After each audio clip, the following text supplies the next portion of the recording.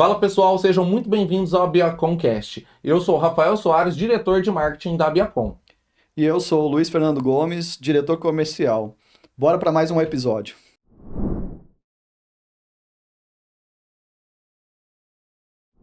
Fala pessoal, tudo bem com vocês? Eu sou o Rafael Soares, diretor de marketing e de influencers da Biacom. Um prazer estar aqui com vocês novamente. Eu com meu velho companheiro aqui de empreitada, Luiz. Tudo bem, Luiz? Bora, muito bom. Estamos aqui Vamos. para mais um episódio. E agora diferente, né? Vamos falar de gente? É um tema que o povo quase não tá falando, né? Eu tô até emocionado, você viu que eu fiquei emocionado, até aqui bati na prateleira e tal. Mas é um assunto que tá em alta, que a galera tá procurando cada vez mais. E... Aí tem a IA, né? Que é a profissional e IA. Esse, né? Versus, né? Ghost Street Fighter, lembra? Versus um ou outro. Mas apresenta primeiro o nosso convidado, por favor. Bom, nosso convidado aí, eu vou só dar o nome inicial, porque ele tem um currículo tão extenso aí, são quase 20 anos no e-commerce, né? No digital. Mário Guimarães, cofundador da Econ Lovers. Mário, bem-vindo. Obrigado. Bem-vindo. Quero muito explorar aí essa parte de profissionais e tudo. Aí eu vi já que você trouxe, né, o troféuzinho aí, que você foi um dos premiados nas primeiras versões aí do prêmio ABCom antes, né? Agora a Biacom, mas... Legal demais, olha. O troféu antigo, né? Agora eu tô querendo aquele novo ali, Luiz. Ficou bonitão, ficou também? Pra caramba, então aproveita, assim, foi 2021. Olha que legal. Tá vendo? Profissional, o prêmio foi na categoria profissional do ano, né? Que legal. Parabéns. Muito bom. Então, assim, já é um amigo de casa aí da associação. Eu tive o prazer de ser aluno dele, né? Legal. Quando eu entrei pro mercado, quando eu entrei na Biacom, né? Na Becom na época, né? Foi há 8 anos e meio atrás. E eu, sim, não vinha do mercado, né? Eu vinha de tecnologia e tal, quando eu fui contratado pelo Maurício Salvador, né, que era o nosso presidente na época e proprietário da Com School. Aí ele já me deu, falou, ó, entrei na Biacom, você precisa fazer na Becom. Vai estudar, filho. Estudar. Aí tinha o curso de gerente de e-commerce lá, que inclusive tem um livro ali. Você sabe que eu cheguei a fazer também? Você fez também? Eu fiz também o curso de gerente de e-commerce. Eu dei aula lá, acho que 7 anos de aula na Com School. Aí foi em 2017, 2017. Ainda era presencial, então. Aí eu fiz o curso lá de gerente de e-commerce e você me deu aula lá. Acho que eu tinha 2 aulas ainda na grade. Acho legal. Pelo menos 2. Então, assim, já é antigo, vai ser muito bom esse papo com o Mário. E se apresenta aí, fala aí o que você está trabalhando agora, como é que é o seu mundo. Obrigado pelo espaço, né? Que isso, tamo junto. Pô, a associação, eu vi que vocês estavam recentemente aí na Suíça, eu falei, caramba, os caras... Você viu lá? Os caras não param, meu, toda hora estão em algum lugar diferente, sempre levando o e-commerce para lugares que ninguém imagina, né?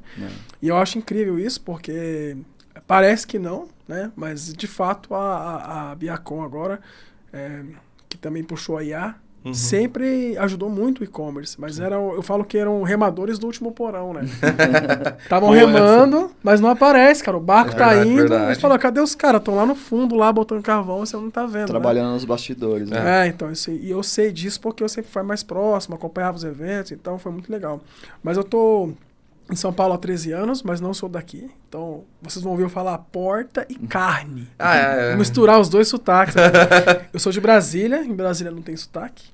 E eu moro aqui já tem um bom tempo por causa do e-commerce. O e-commerce me trouxe pra cá, né? Legal. E lá em Brasília eu trabalhei com e-commerce desde 99, 2000 ali, quando no Brasil surgiu a Submarino, que era a Kinet, no Rio de Janeiro. Aí vem a Submarino. E aí, eu adorava isso, né? Eu sempre fui um nerd, assim, amava computador e tal. E aí, cara, a história é longa. Hoje, né, acho que não é dia de ficar contando muito essa história, mas um dia a gente pode contar com mais calma. Mas eu já fui camelô. Que legal, pô. Trabalhei vendendo café, pão de queijo na rua. E aí, eu queria ter acesso a um computador. Pra isso, eu vi que tinha uma lan house perto de casa. Então, minha história no e-commerce começa ali. Eu falo, pô, camelô aqui, queria jogar um Counter-Strike ali. Não tinha dinheiro, né? Só que, na verdade, eu queria ter acesso a computador. E aí, eu descobri que a lan house iria patrocinar os melhores jogadores. Aí eu falei, cara, se eu for um bom jogador desse negócio, a Lan House me dá acesso a um computador. E aí eu vou ter acesso irrestrito e infinito. Eu não preciso pagar a hora porque eu não tenho como bancar isso. E aí eu vou poder estudar informática, que é o que eu queria na época. E aí, cara, eu treinava o jogo imprimindo mapa físico, porque eu não tinha acesso a jogar. Os caras jogavam 10 horas, eu jogava uma, não tinha como disputar com os caras. Aham. Eles iam pra casa, estavam lá treinando tiro em casa. E eu não tinha computador. Aí eu falei, não. Aí eu imprimi o mapa, decorava todas as áreas do mapa, ficava decorando todos os atalhos. Quando eu jogava, assim, era 1 hora da minha vida. Eu preciso jogar o melhor jogo da minha vida. E eu jogava, e aí fui patrocinado pela Lan House, tive acesso a uma máquina, em todos os intervalos de treinamento, fui pra campeonato. Que da hora isso. Isso em 2004, mais ou menos. E aí eu comecei a estudar nos intervalos dos treinamentos. Então eu lá ficava estudando Photoshop, ficava estudando Joomla CMS, né? Que hoje é o WordPress que domina, mas lá atrás era o Joomla, só tinha ele. E aí eu descobri que uma empresa precisava de um e-commerce lá perto de casa, né? Porque ia montar um blog, na verdade. E aí eu tinha mandado um currículo, achei que eles não iam ver, me chamaram. Que legal. E aí lá dentro eu falei, cara, peraí, se a gente vender isso online? Aham. Só que por que eu sabia disso? Porque lá em 99, 2000, o Mercado Livre chegou no Brasil. Era remate.com, não sei se vocês lembram disso. Sim. Até hoje a nota fiscal é e-bazar, né? Aham. Ele chegou como e-bazar e aí tinha um remate.com, acho que ele compra o remate.com. Então tinha poucos caras ainda que mexiam com aquilo, era muito leilão.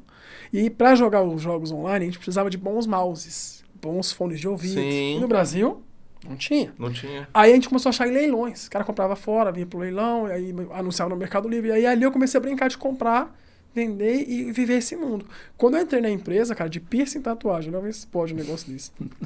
Eles tinham roupas para vender nas festas. De piercing, tatuagem, Legal. essas coisas. E também piercings muito exclusivos. Eu falei, cara, vamos vender pela internet. Não vamos fazer só um blog. Ele falou, sabe fazer site? Eu falei, sei. Nunca tinha feito na vida. Voltei pra casa, montei um e-commerce. O primeiro e-commerce que eu fiz foi na mão, literalmente. Eu nem conhecia, não tinha Vetex, nada dessas coisas.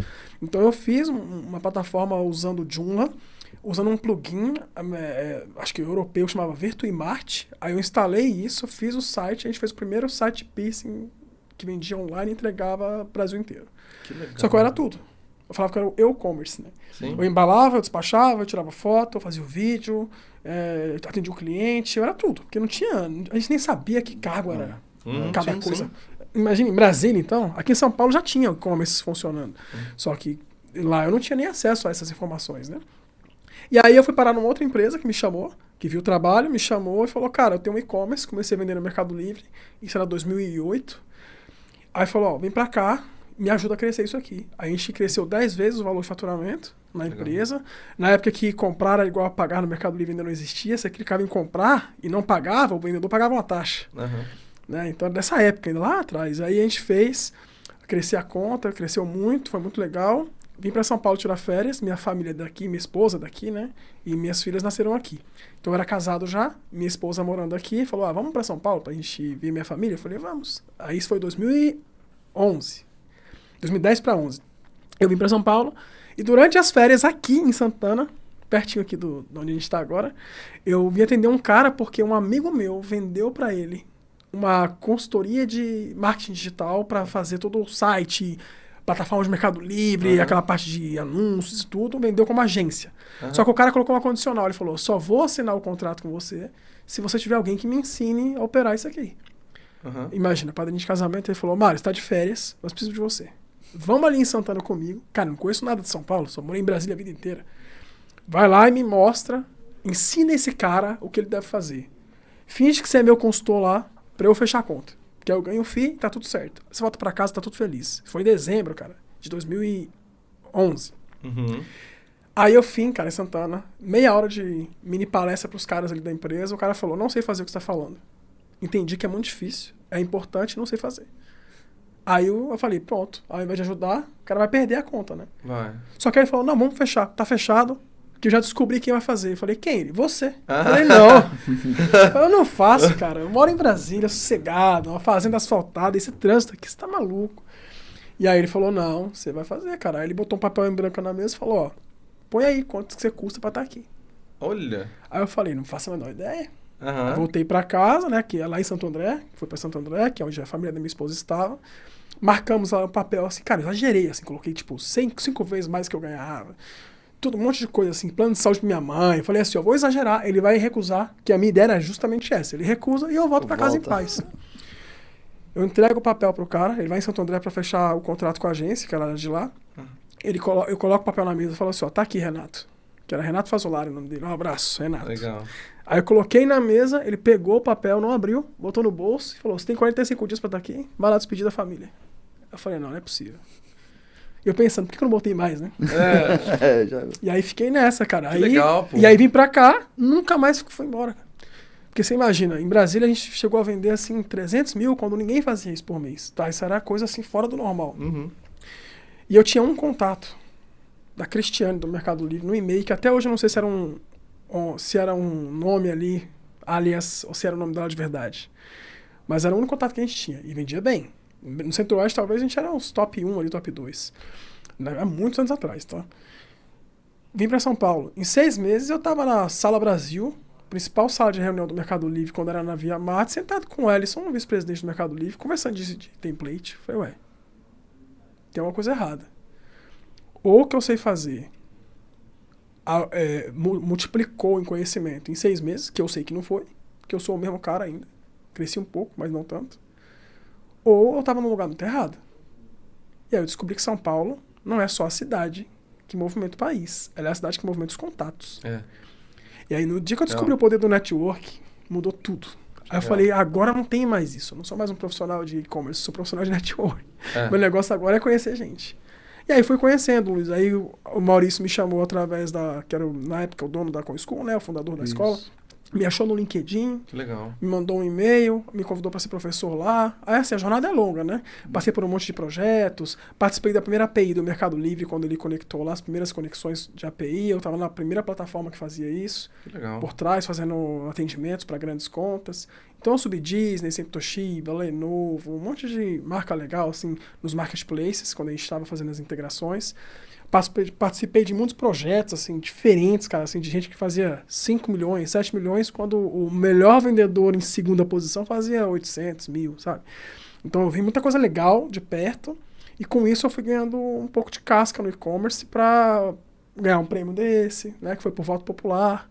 O dia que eu ganhei o prêmio eu nem sabia que estava concorrendo, porque os alunos que me inscreveram. Que legal. E votaram. Os alunos me inscreveram e ficaram votando. Quando eu fui ver, eu falei, ué, ganhei um prêmio, eu nem sabia que tava. Isso é muito legal. Então foi assim, minha jornada sempre foi essa, assim. E eu sempre quis educar, porque eu vi como muito difícil aprender sozinho. Então tudo que eu fazia, eu tentava deixar anotado, ou pelo menos didático, para quando eu sentasse com alguém, eu poder passar aquilo.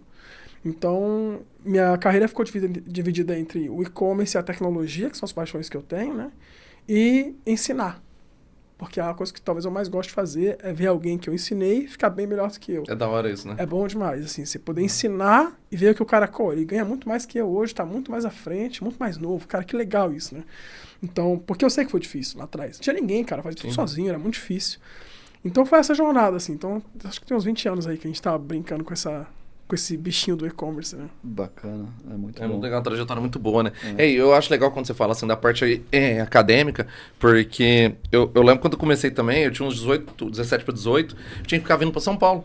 Eu sou de Franca, no interior, então não tinha nada. Tipo, eu falava de e-commerce lá, marketing digital, o povo falava assim, vai passar fome esse aí. Eu lembro, eu escutei isso de pessoas várias vezes. E eu vinha muito. Cara, a primeira vez que eu fui no e-commerce Brasil, eu lembro, foi sozinho. Eu ganhei. Você lembra quando você escrevia lá com as pequenas empresas? Aí eu ganhei, eu vim e fui lá. Comecei a conversar com um, conversar com outro. E aí, meu pai e minha mãe sempre me incentivou muito a conectar com pessoas. E aí, o que você falou, aí depois que você vem para São Paulo uma vez, que você vê que aqui é a porta mesmo de entrada disso tudo, você começa a escalonar isso até para outras cidades. E aí começa a virar uma teia, né? E é muito legal isso também, você contribuir com conhecimento com um, pega um conhecimento com o outro e vai fazendo, muito legal mesmo. E conta pra gente um momento agora. Que você, por exemplo, você fez todo esse trajeto e aí depois você foi pra parte de conectar pessoas com empresas, né? Isso. E aí, como é que foi essa virada, assim? De onde que veio essa loucura, né? Eu tava brincando com eles aqui que eu trabalhava com computação, né, e tecnologia, que eu comecei literalmente fazendo meu e-commerce na mão, né? Então eu gosto muito de tecnologia. E aí, eu agora fui pra uma área mais tranquila, que é cuidar de gente. Olha que você falou essa, eu tive que rir no bastidor, porque... Fui pra uma área mais tranquila, cuidar de gente é mais fácil.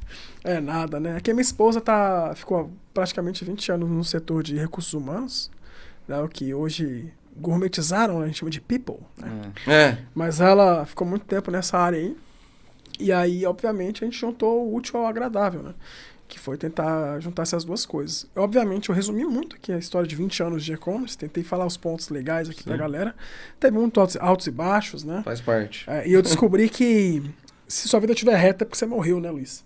Porque é o eletrocardiograma aqui, né? Se você estiver muito reto, você tá morto, cara. Então, a vida é assim mesmo, ela desce e sobe, né? E aí, fui passando por muitas coisas. Eu nunca fiquei uma semana desempregado. Eu acho que é graças ao network, né? Sim.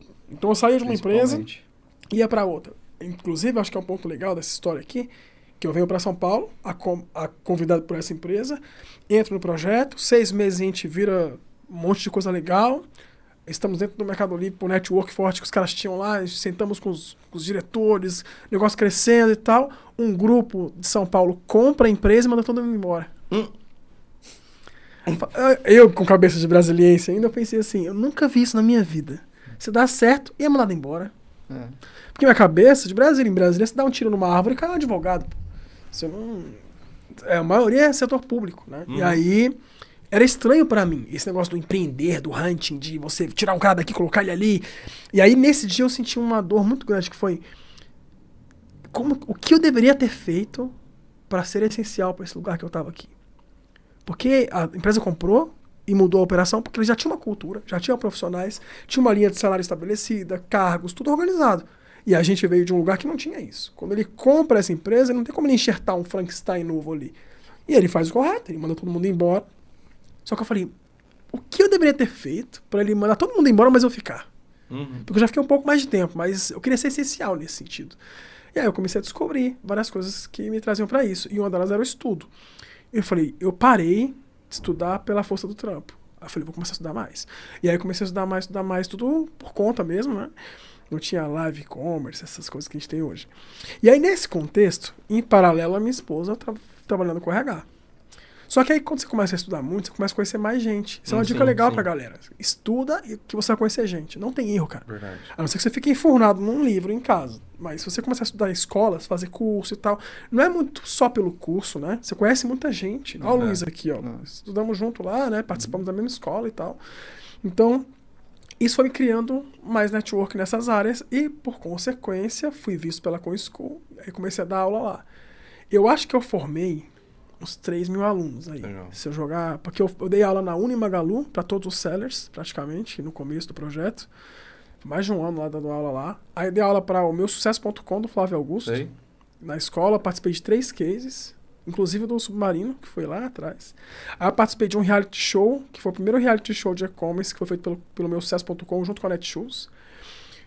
Junto com o Márcio da Deloja, do Márcio Eugênio. E aí, nesse inteirinho, eu percebi que eu tinha um network muito grande abaixo de mim, no sentido não de eu ficar fazendo contatos, mas de pessoas que se conectaram a mim, ou no LinkedIn, ou porque, sei lá, no Instagram me achou. O professor Mário, pô, aquele cara que me ajudou. Eu ajudava muita gente, pô, direto, ajudando gente.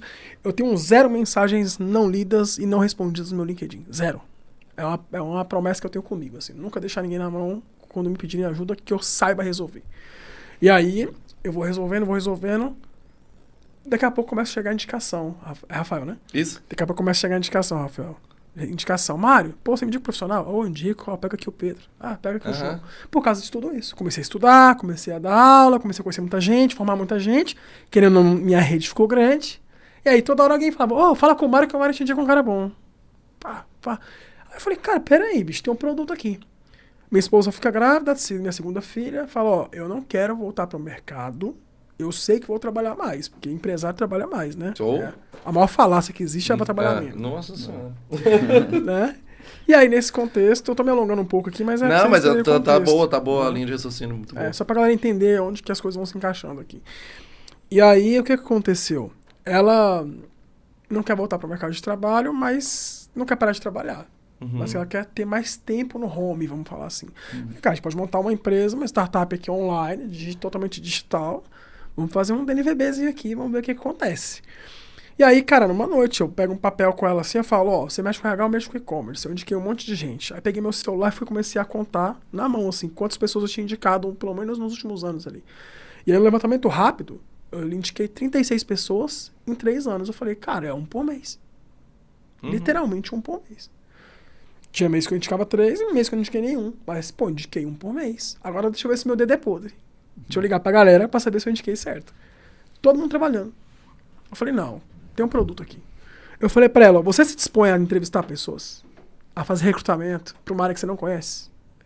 Ela falou, recrutamento na parte de soft skills é tudo igual, é gente. Agora, quando vier a hard skills, você se vira. Eu falei, beleza, então. A gente montou uma startup incrível de... Eu era CEO de startup, você CEO de MEI?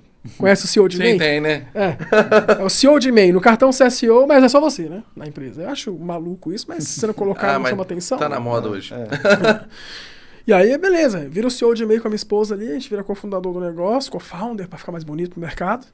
E aí a gente começa, cara. Eu era o atendimento, o financeiro, tudo, e eu faço tudo por fora. Aí eu chego num papel nessa mesma noite, desenho assim um carrinho, boto um coração dentro. Eu tinha um carrinho desse aqui, ó, que tá na mesa de vocês aí, esse carrinho de miniatura, né? Aí eu coloquei ele na frente assim, desenhei a proporção dele na mão.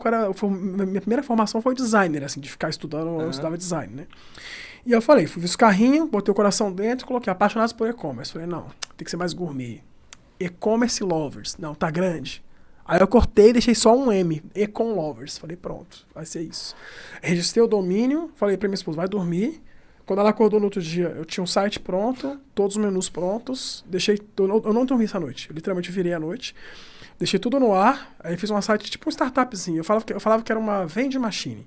Só que você pedia o cappuccino no botão, a máquina era linda. Por trás era eu fazendo café com a mão, de desesperado. Muito bom. Cara, planilha, conexões com o Zap. Eu peguei o Zap para conectar os integradores lá na época. Tipo assim, ó, tinha 200 chamadas, 2.000 chamadas e 200 conexões, sei lá, diárias. Aí o que eu fazia? Quando acabava, eu criava um Gmail novo e continuava usando. Então, literalmente, o custo da empresa foi R$300 no primeiro ano nos primeiros 12 meses. Porque eu paguei a hosting para fazer meu plano lá, porque tinha um cupom, então eu usei eles. E aí, deu R$300. R$298 e alguns centavos foi o meu custo no primeiro ano. O meu primeiro cliente me pagou 36 mil. Aí eu falei, é isso. Não que toda vez vai ser assim, mas eu entendi. Falei, aqui tem um produto, porque alguém se dispôs a pagar para uma parada que eles não conhecem, que eu não fiz marketing, simplesmente porque é a demanda. O mercado tem a demanda. Eles querem profissionais e não estão achando. E a gente cria um formulário. Em alguns meses eu já tinha 1.000 talentos cadastrados de e-commerce, porque dando aula, ia divulgando, a galera se inscrevendo. E aí chegavam as vagas, eu achava essas pessoas, entrevistava tecnicamente, minha esposa entrevistava o soft skill do cara, sempre contra turno, porque à tarde eu estava trabalhando e à noite eu fazia isso. E aí mandava o cara para a empresa. E aí o cara ia trabalhar lá, não voltava. Um caso clássico foi a Renner, para eu finalizar aqui essa explicação, porque a Renner foi muito interessante. Primeiro que eu achei incrível a Renner me procurar sempre que, tipo assim, acho que se ela soubesse que nem contrato eu tinha, acho que ela vai saber hoje, né? Como que foi o processo? Eu não tinha contrato, porque eu não sabia redigir um contrato. Não tinha IA para fazer um contrato para mim. E aí o que eu fiz?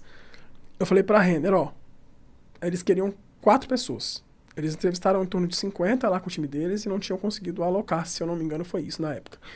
E aí eles me acharam, dando uma aula lá, eles me acharam. O gerente lá que estava há anos na Renner me encontrou e falou, cara, quero usar vocês. Me passou pro RH dos caras, fizemos um projeto para eles, 4 pessoas. Eu mandei 6, eles pegaram 4. Então foi muito assertivo. E aí eles gostaram bastante e tal. E aí na hora de fazer o contrato, eu não tinha contrato. Aí eu liguei pra uma amiga do hunting, falei, Patrícia, você faz hunting? Faz. Pô, me arruma um contrato que você faz de hunting. Aí ela falou e me mandou. Aí eu olhei o contrato e falei, a Renner não vai aprovar isso nunca. Porque era um contrato específico pro hunting que ela fazia lá. Eu falei, já sei, eu vou mexer em qualquer coisa aqui, deixar ele bem chinfrim mesmo, e vou mandar. A Renner vai recusar.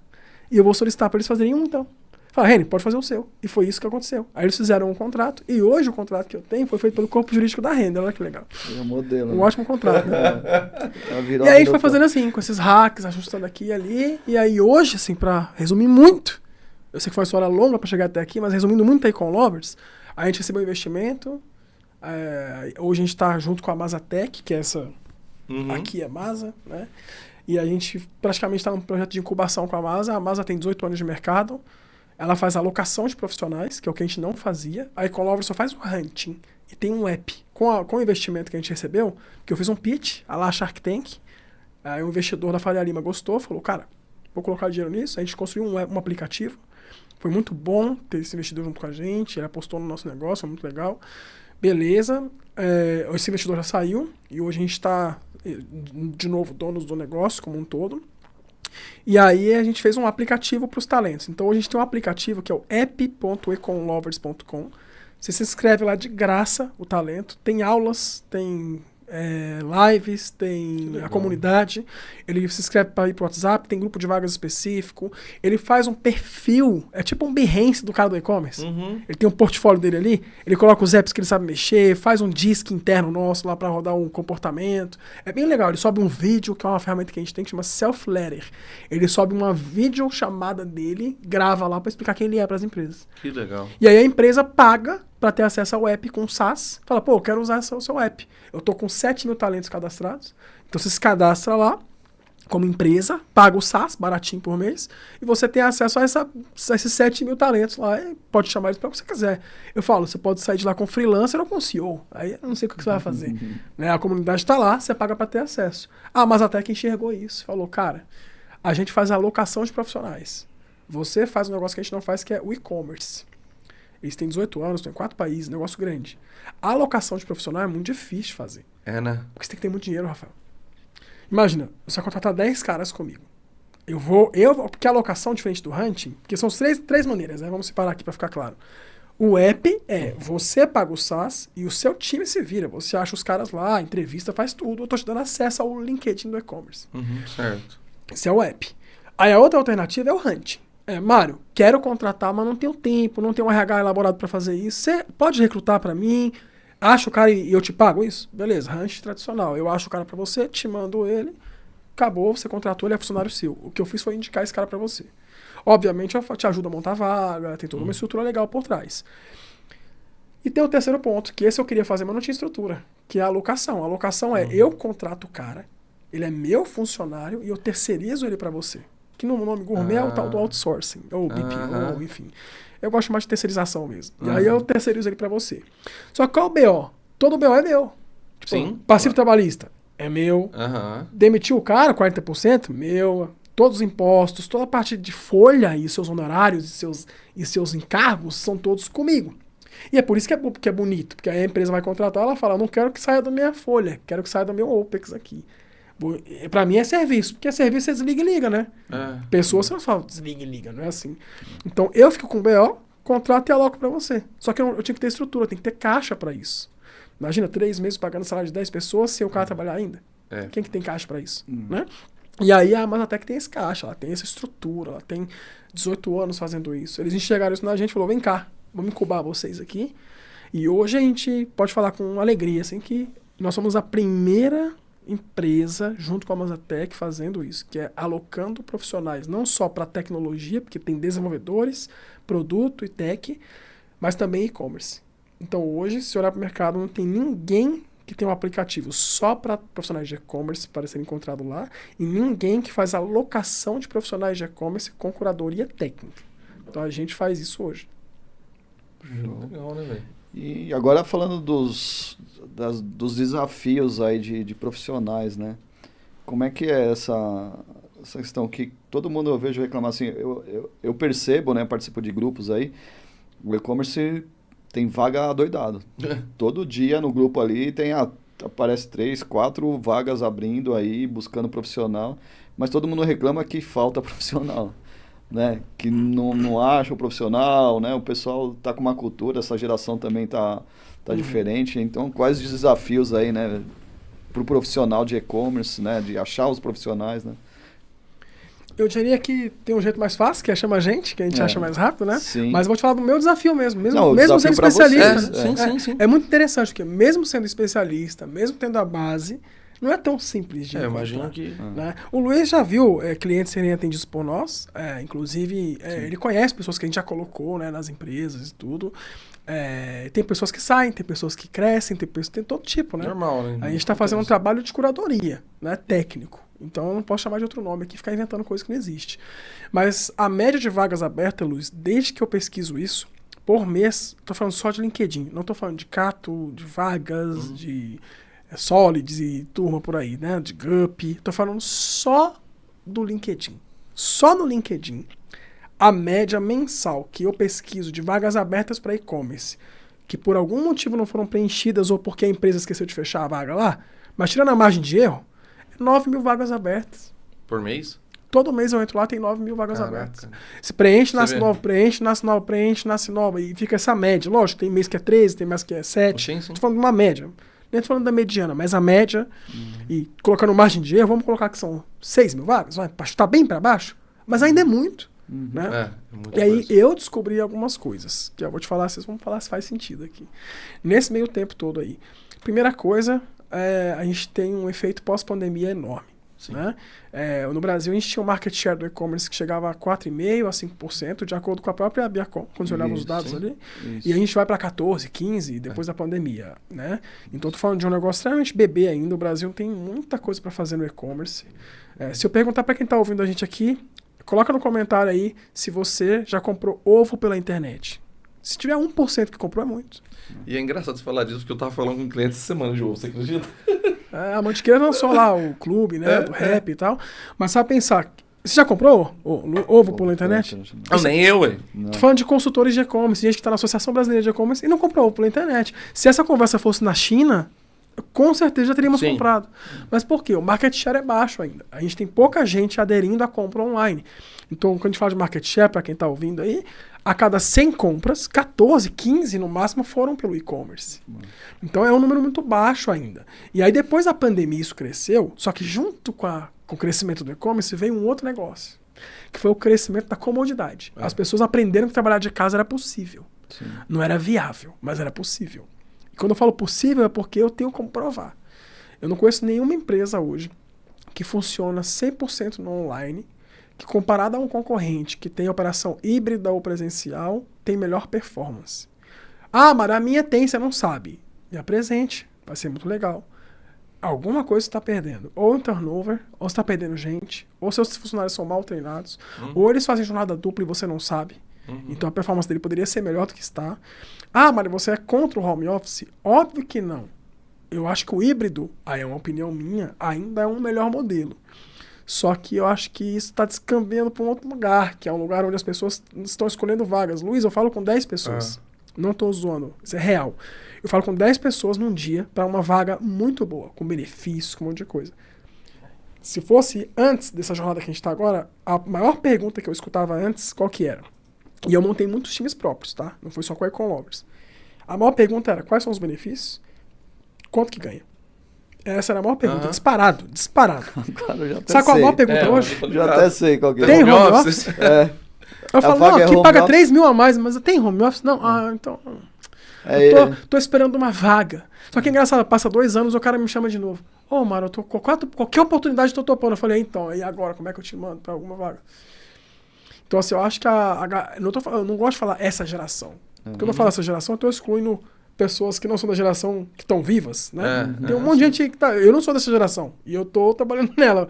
Então, eu pertenço a ela também, né? Então, eu acho que é esse momento, acho que é a melhor forma de dizer, esse momento que a gente tá do digital formou pessoas que eu não gosto de falar que são moles, mas elas são acomodadas. Eu acho que a gente tem uma acomodação muito grande. Elas não querem mais trabalhar como antes, que eu também acho que não era legal, eu trabalhava de um jeito muito estranho, mas elas não querem trabalhar em prol da própria carreira. Pô, se eu ficar 1 hora mais aqui, eu vou resolver um problema e vou fazer meu nome nesse negócio aqui. E aí, como é que você vai fazer? Pô, imagina, eu dava aula à noite, das 7 da noite às 23h30. Se eu demorar 5 minutos conversando com o aluno, eu perdi o metrô.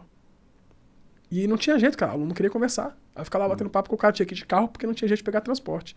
Então eu gastava estacionamento, gasolina, pegava trânsito, chegava em casa 1 da manhã, para no outro dia, 6 da manhã, estar de pé de novo, trabalhar o dia inteiro e à noite da aula. Aí você fala assim, pô, que legal ganhar esse prêmio. Você quer ficar dando 3 horas e meia de aula todo dia? É essa a pergunta. E eu acho que eles não querem, Luiz.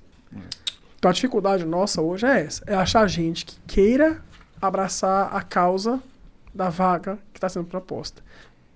Tem muito vem a mim e pouco deixa eu fazer, sabe? Tem muito me serve e pouco deixa eu servir.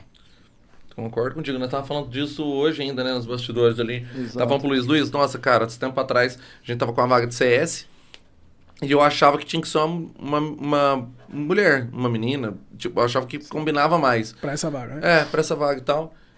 Aí vai, aí de repente apareceu um currículo de um menino. Porque antes a gente ia tentar 2 que falaram que ia, mandou documento, mandou tudo. Na hora de começar, resolvi, não vão mais.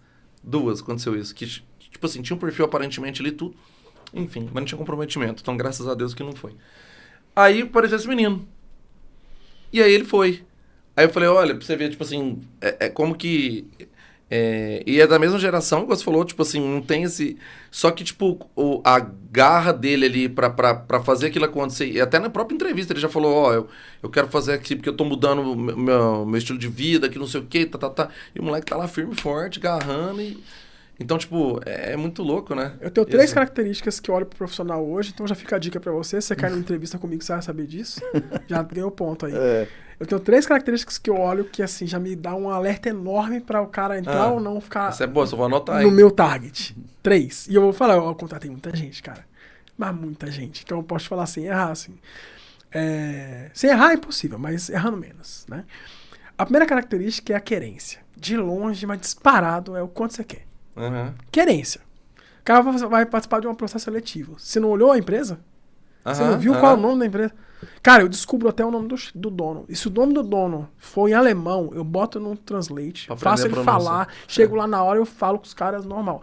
Esses dias eu ganhei o coração de um cliente que eu tava conversando, porque eu falei o nome da marca que ele cuidava, que é uma marca alemã, com sotaque exato. Assim. Ele falou, caramba, tu sabe falar? Todo mundo fala esse negócio errado. Aí eu falei, não, eu já conheço a marca. Aí ele falou, legal. Aí já, tipo, abriu a porta, entendeu? Então, assim, a primeira coisa, qual é a querência? E a querência, você não mede mostrando o que você sabe fazer.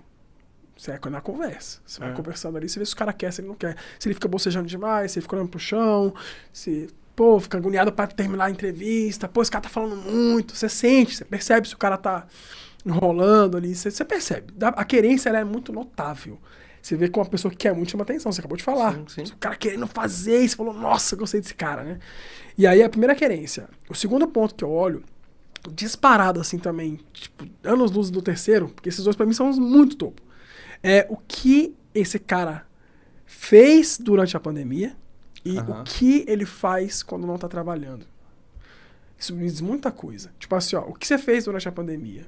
Aí o cara fala, eu li livros. Qual? Aí já vem aquele grilo, né? Que eu li, na verdade, só li meio livro. Qual foi o livro? Aí você pega o cara na mentira. Porque não lê. Brasileiro não lê. Infelizmente. A gente tem uma sociedade que não lê. Aí, minha filha tem 12 anos. Aí eu comprei um box de um livro que ela queria, uma jornada de livros que ela queria ler lá. Aí do Percy Jackson. Ela queria ler o Percy Jackson. Série e tal. Ela já leu várias coisas, ela gosta muito de ler. Que eu sempre incentivo muito, né? Aí eu comprei o box pra ela, em 3 dias ela leu 2 livros inteiros. Aí o pessoal falou, como é que tá esse mês? Eu falei, nesse mês eu acho que ela já leu 7 livros. E aí o pessoal falou assim, nossa, mas ela é um gênio. Eu falei, não, ela só lê. Ela tem 12 anos, mas ela lê desde sempre. Eu sempre incentivei ela a ler. E eu percebo se o cara lê ou não. Então assim, na pandemia o que você fez? O quanto você cresceu na pandemia? Meu irmão, você estava em casa. Você não fez nada? Você não estudou, você não leu, o que você aprendeu? O que de novo você trouxe pra tua carreira durante a pandemia? Se o cara não souber me responder algo plausível ali, eu já dou um passo atrás. Falo, esse cara é acomodado. Ele não faz nada quando pode. Eles ficam esperando a empresa ensinar. Dá um exemplo prático. Os 2 maiores RPs do e-commerce todo mundo conhece, que é o Bling e o Tiny, que se tornou o List Tiny, certo? Sim. A maior parcela dos e-commerce estão ancorados nesses caras. Sim. Quanto custa para abrir uma conta no Bling? Nada. Você entra lá na internet, abre uma conta, em 30 dias você mexe quanto você quiser, certo? Aí o cara vai lá e fala assim, eu trabalho com e-commerce há 5 anos, sou analista e quero ganhar 5 mil reais. Aí eu falo, que legal, sabe mexer no Bling? Aí o cara fala, não. Eu falo, por quê? Aí ele fala assim, porque eu nunca trabalhei numa empresa que tivesse Bling. Aí eu falo, então você está esperando uma empresa te entregar o conhecimento, e aí tudo que você conhece hoje, então, veio das empresas que você trabalhou. Aí quando eu vou ver, é exatamente isso. Tudo o que ele sabe fazer é pertinente ao trabalho que lhe foi oferecido. Então ele é literalmente o que a Bíblia, que é um livro de 2000 anos, né, fala que o servo inútil é aquele que só faz o que te manda. Então, eu acho que esse é um segundo ponto que para mim é muito disparado. Tipo, o que você fez na pandemia e o que você faz durante o seu horário de não trabalho, para si mesmo, para sua carreira, porque se a carreira dele tá 100% ancorada só no trabalho, então ele é um refém da empresa que ele tá. E se for uma empresa que não dá educação, ele vai morrer burro. Então eu gosto de olhar assim, e fora, quanto que você se despende para si mesmo? Esse é o ponto. Então, olhando esses 2 pontos, para mim já é o que eu vou jogar para curva ou não. Se o cara passou nesses 2, aí eu vou para um terceiro ponto, que é o quanto você cuida de si mesmo. Aí eu tô falando de saúde mesmo. Tipo assim, você Exercício. é totalmente desregular na saúde, você não se cuida, não Dorme, não alimentação. dorme. Pô, alimentação. Não tô falando que o cara tem que ser o atleta. Aham. Mas não, tô ligado. eu minimamente... fico de olho ali pra saber por quê. Cara, esse cara tá numa jornada comigo. Aí a gente tá despontando, vamos trabalhar 12 horas por dia, vai ter um November Black violento. Imagina, o e-commerce voando, aí o cara toda hora metendo atestado. Ou sei lá, no momento mais importante da carreira, que ele tá crescendo com a gente ali, ele vai precisar sair porque ele se descuidou. Então eu percebo muito assim, às vezes o cara nem é um cara fitness, mas ele faz jiu-jitsu. Falou, que legal, esse cara faz jiu-jitsu. Ele tem um esporte, a cabeça dele não fica só aqui. Tipo, e você vê, nada disso tem a ver com o técnico. Zero. Comportamento. Tem nada a ver com o técnico. Se ele não passar nesses atitude, três, né, cara, então. aí ele tá fadado a eu encaixar esses caras que não passam nos três pra vagas de alta rotação. Aí eu tô falando do assistente de e-commerce, no máximo um analista júnior. Dali pra baixo, assim, você vai ganhar mais que R$3.000 na sua vida. Pode esquecer, isso é o teu teto. Caraca, eu gostei, hein? Gostei, tem muita gente que precisa assistir isso. É isso que eu ia falar. Eu falei, ó, presta atenção nas dicas aí, você tá buscando vaga, né? Nossa, muito legal mesmo. E como que faz hoje, por exemplo, assim, você falou, né, da parte ali técnica, tudo assim, tipo, de como funciona a ferramenta, tudo. Mas vamos supor assim, aí tem uma empresa hoje, ela precisa ser só grande para estar através da solução de vocês, ou consegue ser uma empresa menor também? Como que é essa acessibilidade para quem tá precisando hoje, por exemplo? Consegue, vamos lá. Lógico, eu sempre falo que alocar profissionais é um ponto. E eu tô aprendendo muito com a nossa junção com a Mazatec ali, porque a gente tem um cara que é top 5 do mundo aí do negócio, né? Os caras são muito bons. E eu falo que eu ainda sou um neném nesse negócio de alocar. Mas eu tô aprendendo muito com eles, eu posso falar algumas coisas. Mas sobre o hunting, eu acho que ele é acessível a qualquer empresa. Porque ele é baseado no salário, e não no tamanho da empresa. Então, assim, pô, Mário, eu quero contratar um assistente de e-commerce que vai me custar R$2.500 por mês. Eu vou te cobrar, sem nenhuma frescura aqui, tá? Tabela padrão. 100% do salário do cara mais impostos. Ponto. Pô, o cara vai ganhar R$2.000 por mês? Então, no primeiro salário dele, você vai pagar R$2.000 para mim, mais os impostos daquela nota que eu te emito. Eu te dou ali uma garantia, tem um contrato, uma baita estrutura. Pô, com a Masa, então, cara, você não tem noção, a gente é muito mais rápido. Eu sozinho fazia alocações rápidas, você imagina com uma estrutura, com mais de 15 pessoas, fazer uma alocação de tudo, recrutador tech, de alto nível, com uma estrutura violenta. Enfim, a gente tem todo um negócio. Então, qualquer empresa pode contratar, porque é baseado naquela posição que ela tem, né? Perfeito. Agora, quando você vai para alocação, eu costumo falar o seguinte, que o que eu tenho aprendido nessa jornada é que a alocação, ela precisa fazer sentido num contrato longo, porque o cara não vai usar uma alocação de um mês. Não faz muito sentido. E uma empresa que está começando, ela nem consegue ainda perceber valor, a não ser que ela tenha caixa. Mas se ela não tiver um caixa, não tiver uma provisão de futuro muito inteligente, às vezes o cara não sabe fazer um forecast e tal.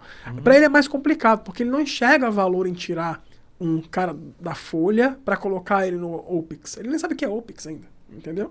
Então, eu sempre brinco assim, ó, cara, você já tem a cultura de alocar profissionais? Ah, só em TI. Opa, eu também aloco em TI, sou muito competitivo nisso, só que eu tenho uma vantagem aí. Se esse cara do TI, tech, developer, o que for, ele tem que conhecer um pouco de e-commerce, a gente ainda tá na vantagem. Porque se for só TI, eu era competitivo, já consigo fazer um negócio legal, mas se esse cara tiver que conhecer e-commerce, aí não é que eu sou competitivo, eu sou o melhor. Porque só a gente faz com a base de e-commerce junto. Então a gente tem toda essa estrutura. Só que imagina, para uma infra-commerce contratar, para uma VTEX contratar um cara alocado, é muito simples. Porque ela olha lá e fala, pô, o cara custa 5.000. Tô dando números menores para ficar mais fácil. O cara custa 5.000. Na CLT, para eu mesmo contratar, vai custar 10. Porque eu tenho um monte de coisa. Ah, Mário, não dobra. Dobra sim, porque você tem passivo trabalhista ao longo de tempo. Um monte de coisa que você tem que colocar ali. Ah, mas o cara nunca vai processar. Se processar, você tem que deixar essa jornada mapeada. Então, o dia que esse cara sair, tem coisas que vão ser pagas para esse cara. Então, você tem que colocar tudo isso diluído pelo tempo que ele ficou. Então, se você colocar na régua, você dobrou o salário. Era 5.000 CLT, você pagou 10 para ele. Para ele e pro governo junto, né? O governo ficou com a maior parte. O seu custo total. O sócio insustentável do governo. E aí, nesse cenário, então ele pensa, pô, se eu pago 10 e toda a dor de cabeça é minha, pô, se eu pagar um pouco mais pra Masa, é muito melhor. Porque ele cuida de tudo. Se eu quiser trocar o cara... Porque eu não tô contratando o Rafael, eu tô contratando o diretor de marketing. Que vai ocupar a cadeira, posição. Né? É quem vai ocupar, né? Pô, o Rafael viajou pros Estados Unidos. Vai morar fora agora. Perdi o Rafael. Não, você não perdeu o Rafael. A gente vai trocar agora, eu tô te colocando um novo cara no lugar do Rafael. Então, a gente é rápido, muito mais rápido do que a empresa é para alocar, porque o meu negócio é só esse, o dele não é só esse. Então, eu sou mais rápido, eu sou mais ágil, eu sou mais inteligente, tenho mais base. Então, acho que no final fica legal, sabe? Muito legal mesmo. Cara, eu podia ficar conversando com ele Pois um tempão. Gostei demais. Gostei de verdade mesmo, muito bom mesmo. Acho que posso entrar num tema mais polêmico e só pra gente finalizar, que é Claro, a questão fica à do vontade. profissional com IA, né? Que tem aquela discussão que fala, agora a IA vai tirar os profissionais, vai tirar Bota as lá pro vagas. Luiz, polêmica. Esse aí, se quiser fazer corte, pode fazer, que eu vou falar coisa pesada aqui, que eu sou polêmico. Isso aí. Fala assim, só dá uma pincelada, de repente é uma chamada pra gente fazer depois um outro episódio desse debate. O que você acha da IA versus profissional, é isso? Provavelmente na cabeça de vocês estão pensando assim, vai roubar ou não vai roubar emprego, né? Não, a gente tá vendo que não tá roubando, porque tem 9 mil vagas por mês aí. Na minha visão, assim, só questão... te falar a minha visão, você me fala se eu estiver errado, mas na minha visão, na verdade, ainda vai se exigir cada vez mais bons profissionais, mais capacitados, e a IA vai potencializar coisas repetitivas. Ali, repetitivas, ou às vezes até analíticas com mais agilidade, aí depende de cada aplicação, né, no caso. Eu tinha 8 profissionais na minha startup fazendo o que só um tá fazendo agora. 7 pessoas foram para procurar novos empregos. Quer dizer que o emprego diminuiu? Eu acho que não. Aí eu tô contigo. E eu não sou dono da verdade, tô falando um acho. Foi meio que... É um acho. Eu posso estar muito errado aqui. Pode ser que o Nicoleles da vida vai me ouvir aí e falar assim, tá falando merda. Mas eu, na minha visão, e do que eu tenho visto, e do que eu tenho feito eu mesmo com o IA, porque eu sou entusiasta de tecnologia, eu falo que eu gosto mais de tecnologia do que de e-commerce. Então, assim, eu sou muito maluco por tecnologia. E o que eu tenho visto, assim, Luiz, né, é uma opinião, de novo, opinião. Mas o que eu acho? As vagas vão surgir o tempo todo porque novas posições aparecem. Eu acho que a gente ainda não chegou naquele nível, que pode ser que chegue, que é o nível de literalmente começar a reduzir vaga e a gente ter que começar a pensar numa renda básica universal. Eu não estou falando disso. Que um dia pode ser, não sou futurólogo aqui, né? Mas o que eu entendo é, vagas vão continuar abrindo porque novas posições estão surgindo. Antes você não tinha o cara que era o especialista de IA, agora você tem. Então olha quanta vaga já abriu, só com esse cara. Então tem um monte de coisa nova que está sendo feita. Tem um cara que só faz prompt, tem outro cara que cuida de agente. Então tem um monte de coisa que está acontecendo nova. Beleza, isso é um ponto. Cargos que não existiam, né? Passaram a existir. Então ao longo da história é assim. Eu não acho que a gente está naquela fase... É aquela fase do industrial lá. Pô, veio a máquina industrial e agora, né? Revolução industrial, o que a gente faz? Né? Vai ser só robô nas indústrias. Aí você começa a descobrir que você precisa do cara que opera. Né? Só que, obviamente, você tirou 50 para colocar um. Sim.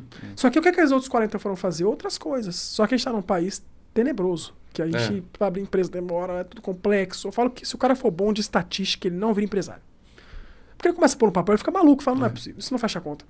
Então, quando eu olho para esse cenário, o que eu entendo? Que a IA ela não vai roubar o lugar das pessoas que estão sempre estudando. Ela vai roubar o lugar das pessoas que repetem tarefas.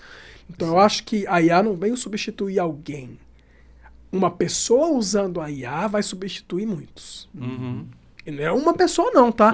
Mário, eu sou um bom... copywriter para e-commerce. Começa a fazer suas malas ou você vai ter que pedir emprego no McDonald's até que ele coloque lá um robôzinho para fazer o hambúrguer.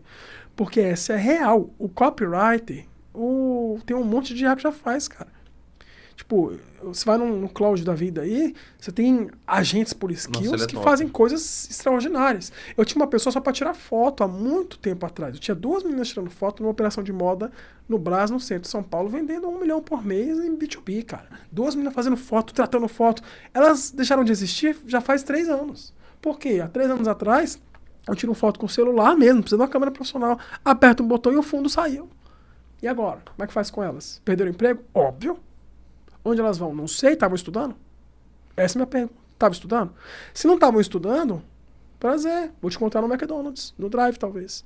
Mas se você não estiver estudando, eu acho que é impossível. Com a IA, estudando, é impossível ficar desempregado. Concordo. Agora, não sei que o cara seja muito esforçado para dar errado mesmo. Mas assim, cara, a IA te ensina tudo hoje, Rafael.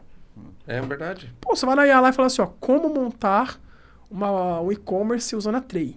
Tá tudo lá. Tá, Eu mostrei pros alunos, eu tava num podcast com a galera, falando, você fica falando aí, é só lorota. Eu falei, então beleza. Eu fiz um vídeo. Eu gravei o vídeo e falei assim, eu vou lá. Abri meu computador, abri uma planilha, abri a IA e peguei a integração a documentação de integração. Falei, ó, busca a documentação de integração e eu quero puxar todos os produtos que estão aqui para uma planilha e daqui anunciar no Mercado Livre. Eu fiz um hub em 10 minutos.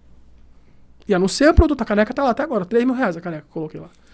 Na frente da galera, falei, tá aí, ó, tá no ar. Lá atrás, eu precisava pagar alguém para fazer isso. Eu, em 10 minutos, fiz sozinho. Peguei lá e joguei o script no Google pra Planilhas. fazer isso, né? Não, alguém. Pô, você acha que eu sei o que eu fiz? Eu não sei o que eu fiz. Eu tenho uma noção. Eu sei que tem um script, eu sei que tem um token, eu sei que tem um access token, tem que criar um developer no Mercado Livre, ser aprovado, pegar conta. Essa base eu tenho tecnológica. Só que eu não sou um developer. Eu gerencio esses caras, mas eu não sou eles. E aí? Só que agora a IA me deu um developer. Eu tenho um Einstein do meu lado. É top, né? Eu tenho um Einstein do meu lado. O que vai tornar ele o Einstein adulto, gênio, ou o Einstein criancinha? Porque ele é o Einstein. Quem tá por Sou trás. eu. Se eu ficar perguntando de pirulito fazendo caricatura, ele vai fazer isso. Mas se eu começar a entrar profundo, mas para entrar profundo eu preciso ter vocabulário. Para ter vocabulário tem que estudar. Justamente. E os caras falam menseje, aí não dá, né? É foda, né? Boa. Muito boa. Então pra mim é isso. Vai, assim, infelizmente, Pois é. nós temos que encerrar, mas eu queria te agradecer de verdade mesmo. Foi muito da hora esse papo. Espero que a gente tenha muitos outros aí também, né, Luiz? Obrigado. Eu gostei Mário. mesmo, gostei de junto aí. verdade. Muito bom. Acho que vamos ter uns cortes bons aí pra pôr. Polêmica.